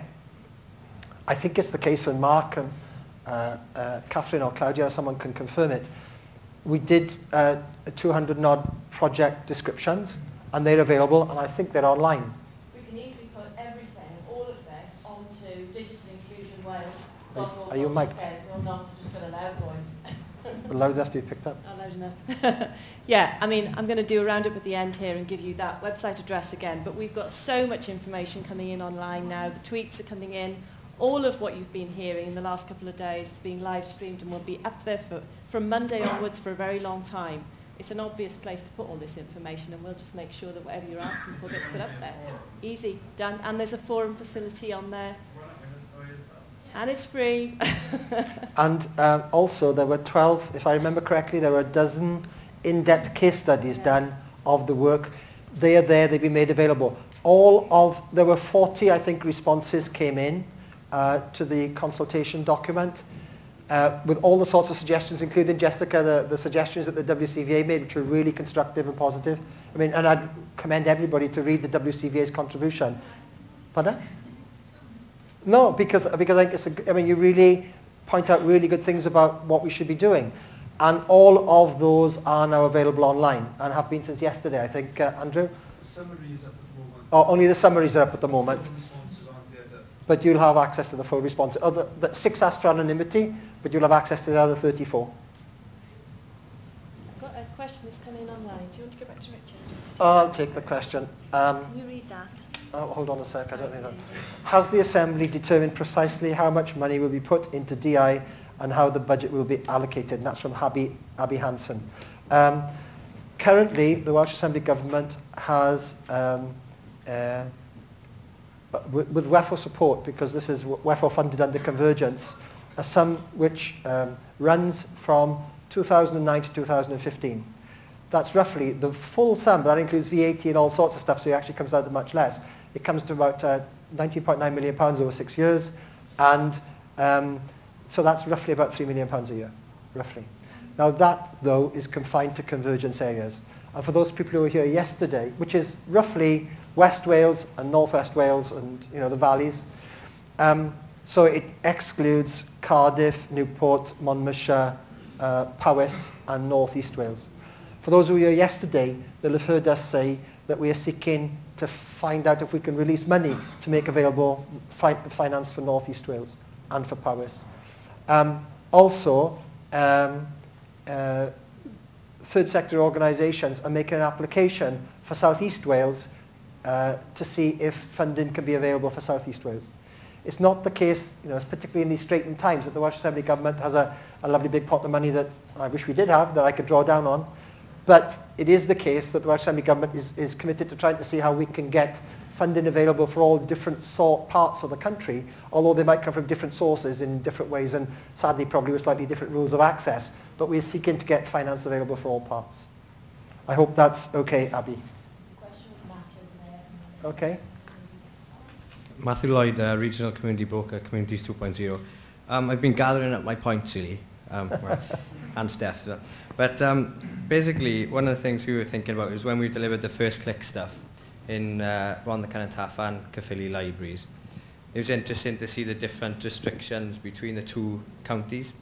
And it was much more open in Rhondda Cynon Taf, as in people could go in and use Facebook and access their own email. But in other counties, it was quite restricted. And it was quite interesting how different they were. So I think, you know, in terms of somebody that perhaps hasn't got access, you know, to computers and do go and use libraries, there's an inconsistency that seems to be apparent, you know, and Steph mentioned the same across Blaen y Gwent and Torfaen as well, which can be frustrating, you know, for people that are actually trying to access computers at libraries.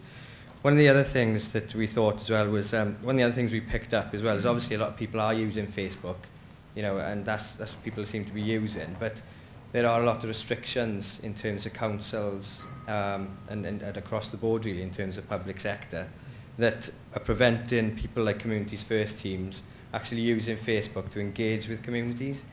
So that was something that we finding quite frustrating to overcome quite a bit of the time in terms of breaking down those barriers to make sure that they are open for people to communicate. And the third one was, well, I go on about mapping all the time, as you probably know, but in in terms of UK online centres, I think what it does do is obviously just bring consistency of marketing across the board, especially for hard to reach people, or not necessarily hard to reach, but for people that don't have access to provision, it does bring that consistency across the board, really. Yeah. If I can take the last one first. Mapping of centres already has happened to a reasonable degree in the areas covered by Communities 2.0.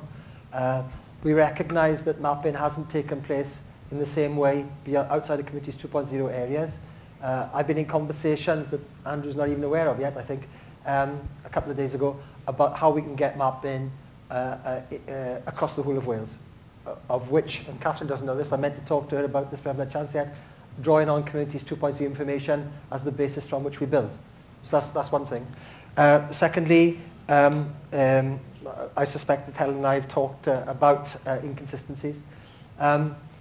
In the first digital inclusion consultation event in North Wales, there were 2 local authorities in that event, and they sat next to each other.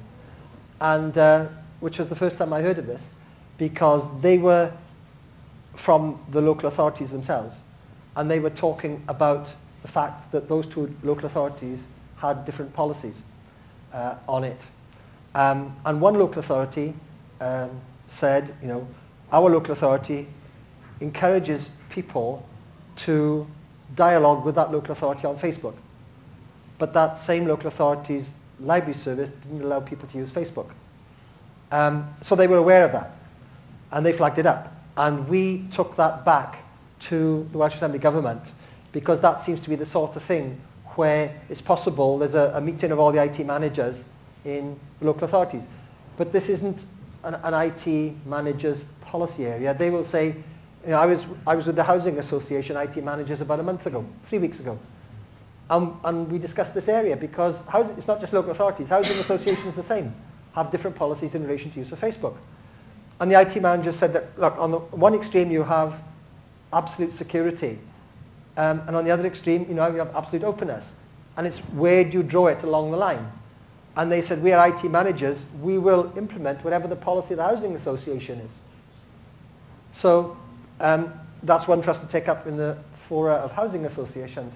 But when it comes to local authorities, we fed that back through a guy called Gwyn Thomas, who is the Chief Information Officer, and so for them to take up through the public services delivery side. So whenever these things are raised, there have been issues raised here, we will feed them back through. So again, we'll flag up the fact that this one's, excuse me, Matt, this one's been raised with us. But on those 2, we've already done it about 2 months ago.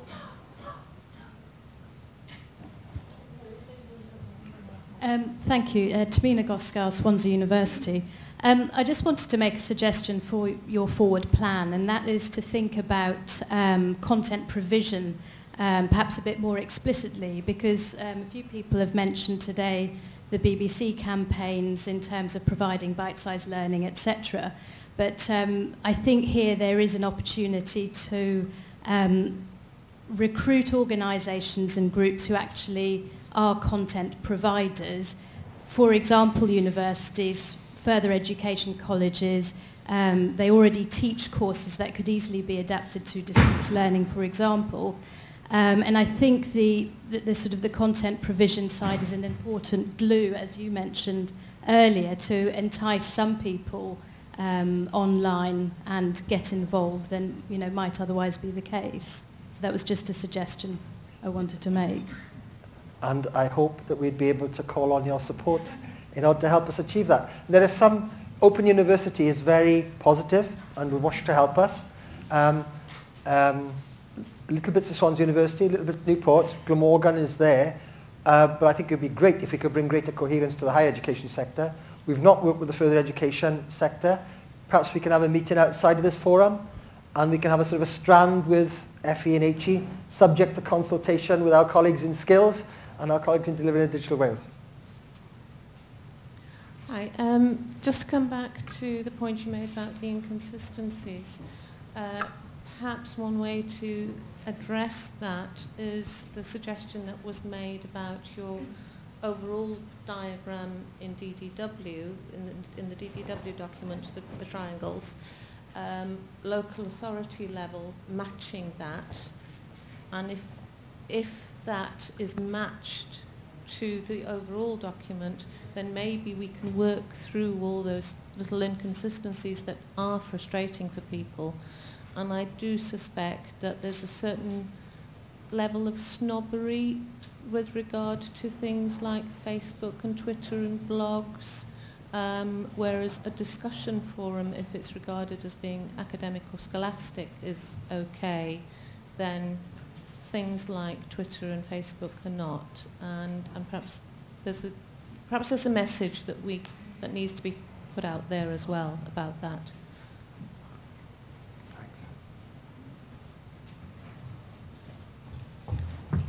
The mic is, Michelle, sorry. I have a question. My name is Michelle Walker, Regional Broker in the Communities 2.0 team. It's relation to how to take things forward in the framework. I think there's some really good localised examples of partnership working where we have private sector, public sector and the third sector working together to ensure delivery of digital inclusion activity on the ground. Can we not kind of use those models and grow them to more regional, even national ways of actually seeing how we take a strategy like the framework and make it actually deliver on the ground? And part of that is what the people from, our colleagues from the City of London Delivery Innovation team mentioned some really good examples today about digital inclusion activity and involving people engaging within the public sector and frontline services. And I think that we should take some of those smaller scale examples and say, well, can we mirror those into operating a more national delivery of the framework within Wales? Would you like to just give the examples of a couple? They are over here. Yeah, no, but you said, but you said there are a couple of examples of Wales of small. In Wales. Well, I think we're having projects that we operate that develop collaborations that look at involving both the public sector and the third sector. Where maybe we're falling short is trying to involve more of the private sector and its delivery on the ground. Because I think to make this framework work, we do need quite a lot of investment, and that won't always just come from the funding within the Welsh Assembly or Europe. It has to come also from the private sector. Yeah. Okay. Well, perhaps the mic can go across to Paul and Ewan while this gentleman up here asks a question or makes a point. Yeah, Detective Constable John Cherry from South Wales Police. I'm currently working with the Crime Wales initiative.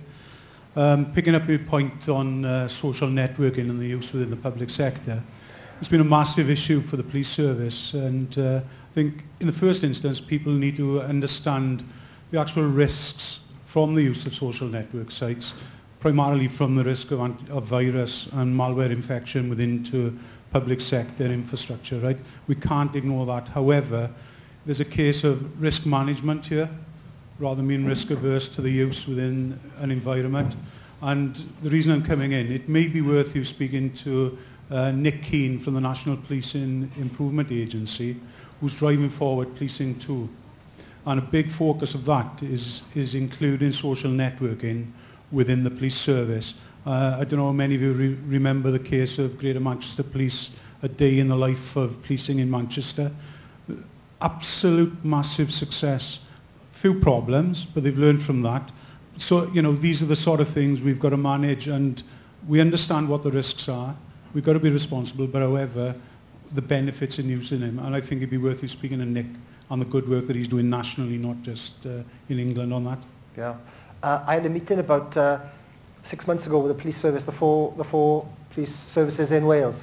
And they have a representative in the Welsh Assembly government. And he came to see me and he said, well, I'm not quite sure why I'm here, but I'm just told to come and see you. And we worked together and we concluded that if the police service wants to communicate with young people these days, then you have to use social networking as a primary means of... And then somebody afterwards said, well, do you mean text them to say you're nicked? Anyway, that's I don't know if you and Paul and you want to say something on that issue of earlier? Okay, thank you. Yes, for those who didn't manage to get to our session, we talked about projects we've done in local authorities across England, where we're using ICT as a catalyst for change in frontline services to very disadvantaged groups, like looked after children, prolific offenders, mental health sufferers, problem families, young unemployed people. And the characteristic of all of those groups is they draw heavily on public services and are very expensive to public services.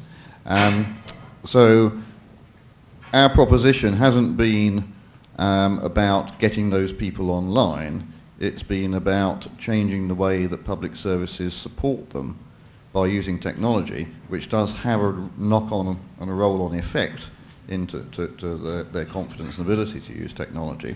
But from the public service point of view, the business case is very clear because it is taking cost out of public services and achieving efficiency in a very niche area.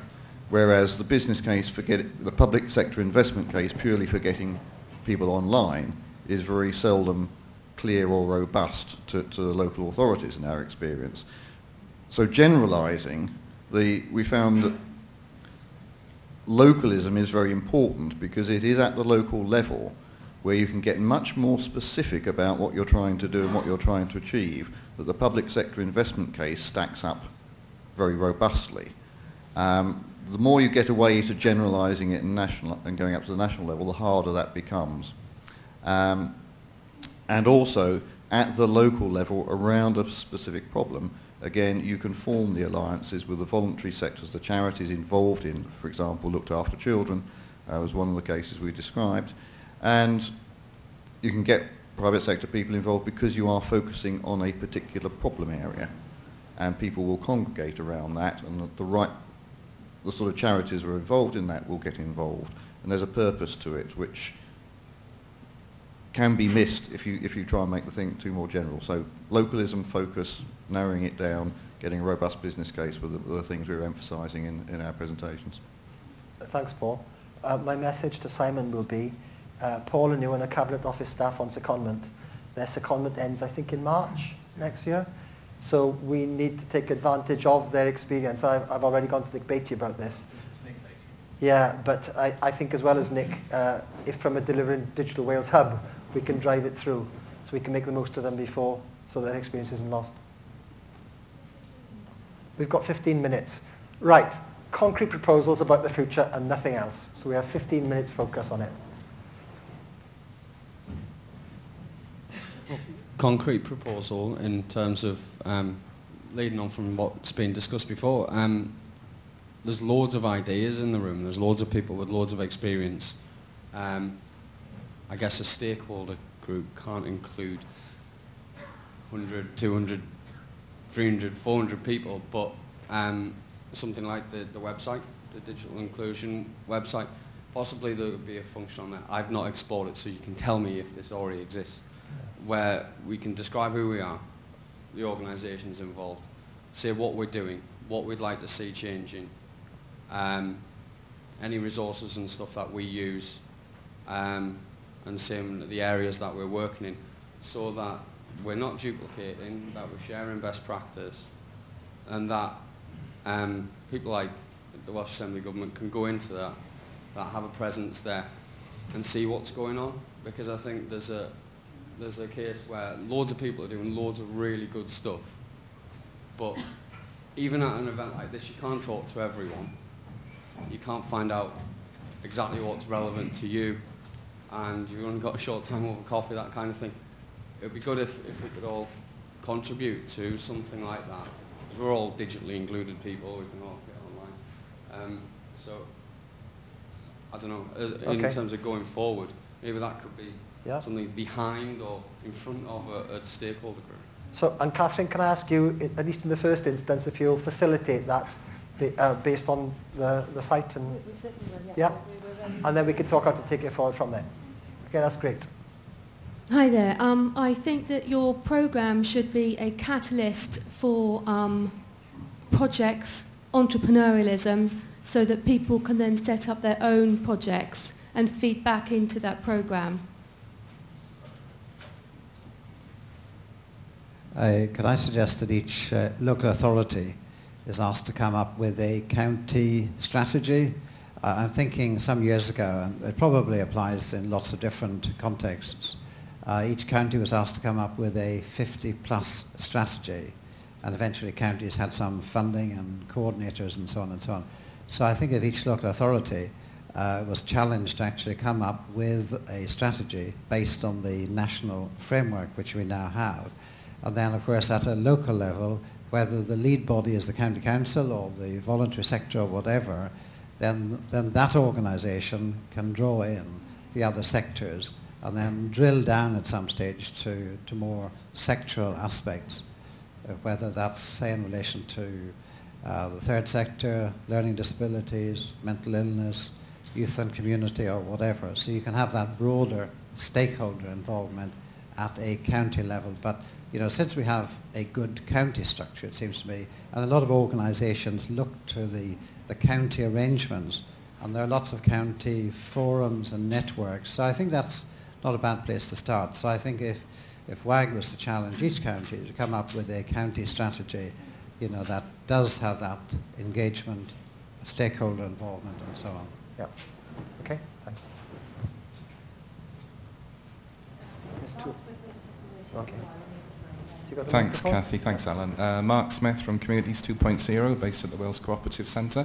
It was just to pick up on the point of the gentleman here. Unison, sorry, pardon my ignorance, is that right? Well, yeah.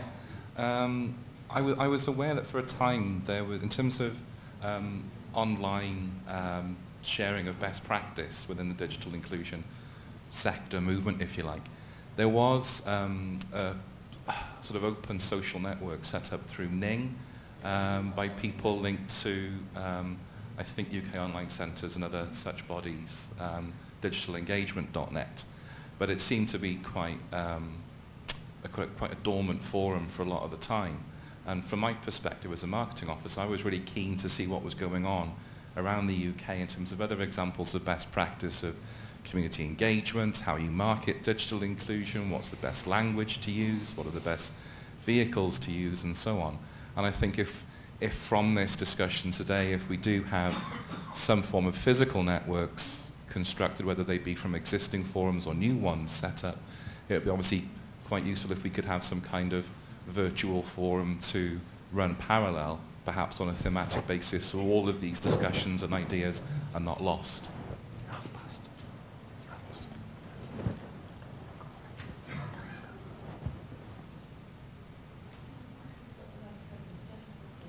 Can I go now? Yes. All right. Again, it's Berwyn from North Wales, and I feel I'm representing the rural areas again. I'm putting together an IT unit for our village. I've done 2 bits to the private sector, I thought. I got to know just before I came down here that one was not successful because they were looking for needs-driven projects rather than aspirational. The second one, I think, is quite successful because they want to visit our village. Now, you said that there are centres in somewhere that people don't use them. Well, we ran a taster course, and the guy had to bring 7 PCs up, and 12 people turned up, and they couldn't use them because there were too many people there.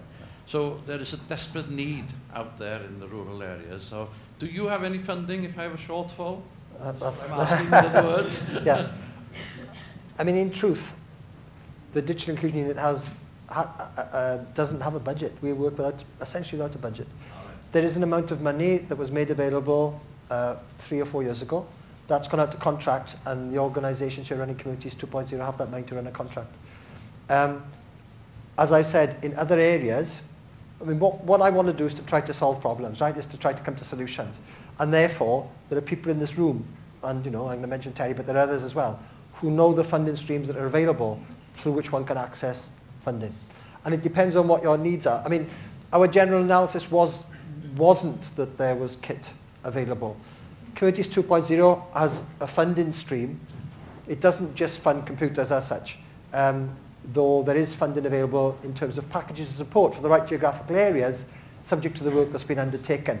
But I think it is a case that you have to have conversations with each potential funder to see, you know, and I know it's a pain, but yeah. The Wales Cooperative Centre are helping me, don't get me wrong, you know. Right. Oh, well, that's great. Yeah. Okay. Just in case I'm missing out something. Right.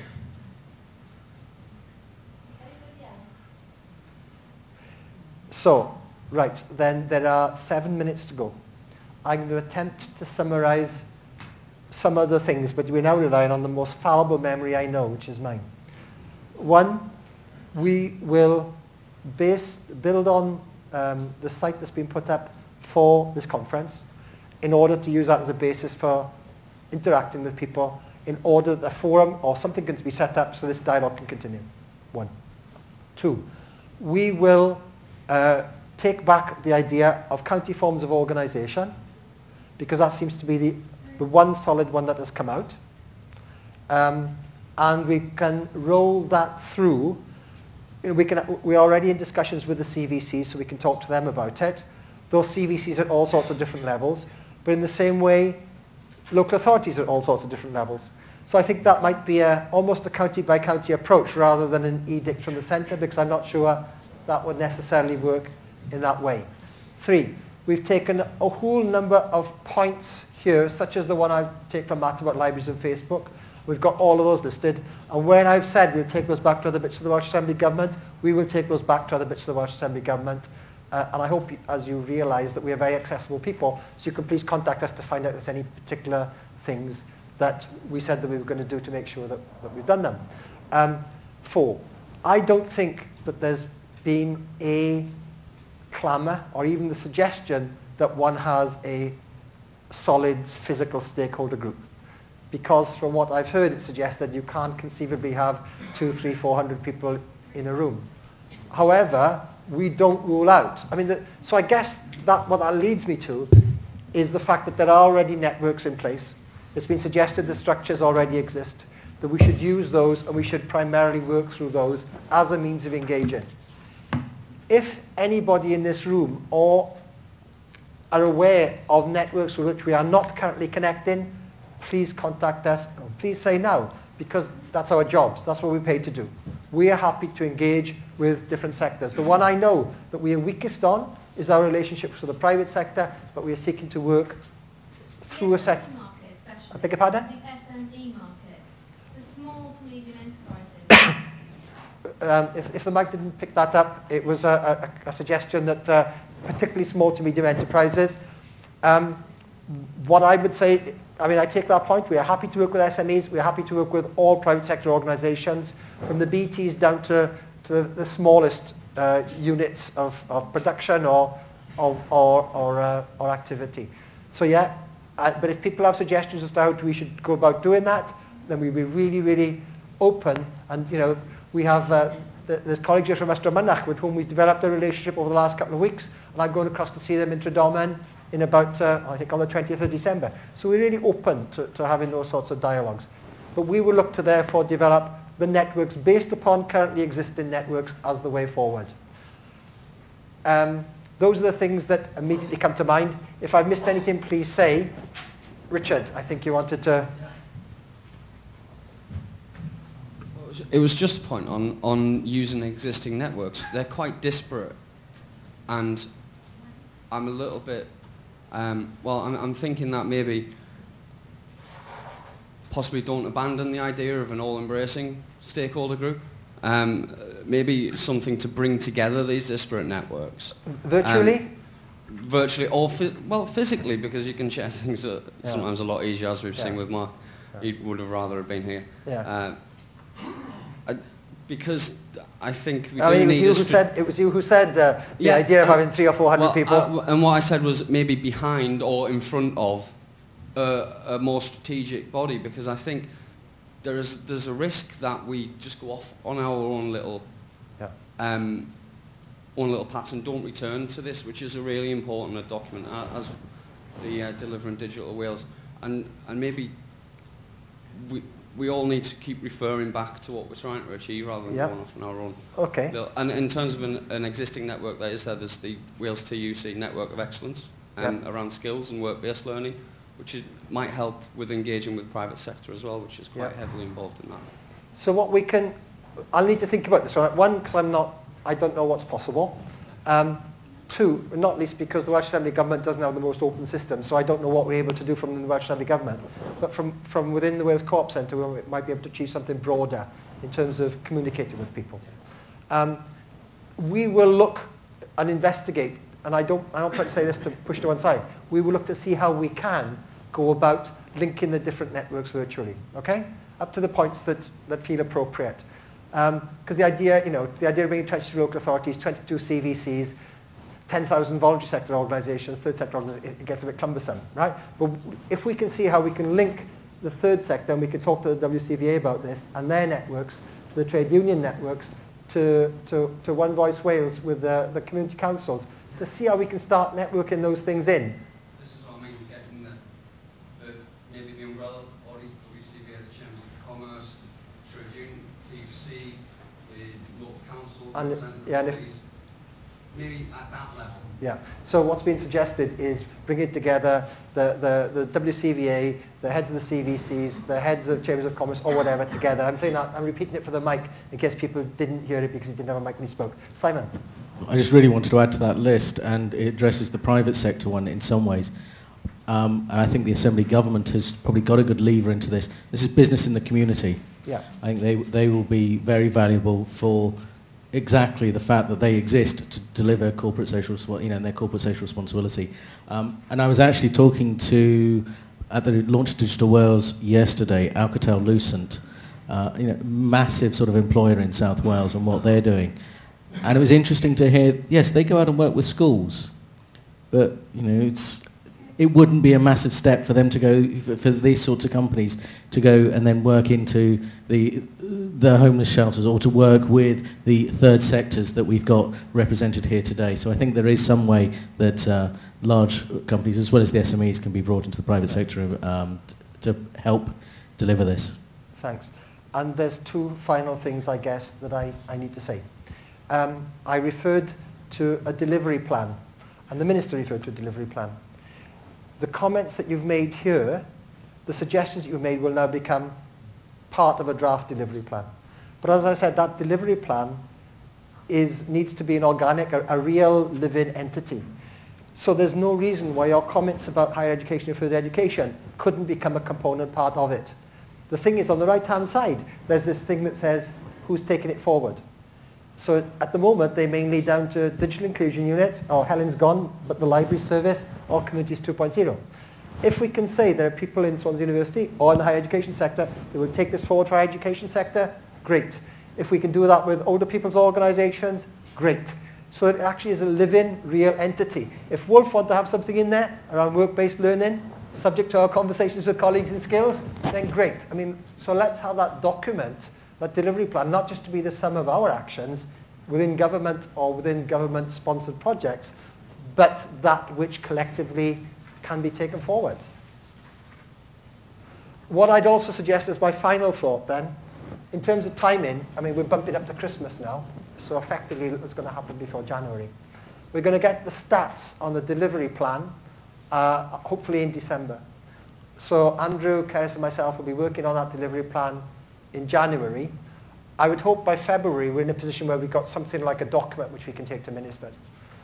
In about 2 or 3 months, therefore, what I suggest is that somehow we communicate with you, perhaps through Communities 2.0, about what we've done, what status it's at, and we can, as a basis for continuing this dialogue, rather than it stopping here.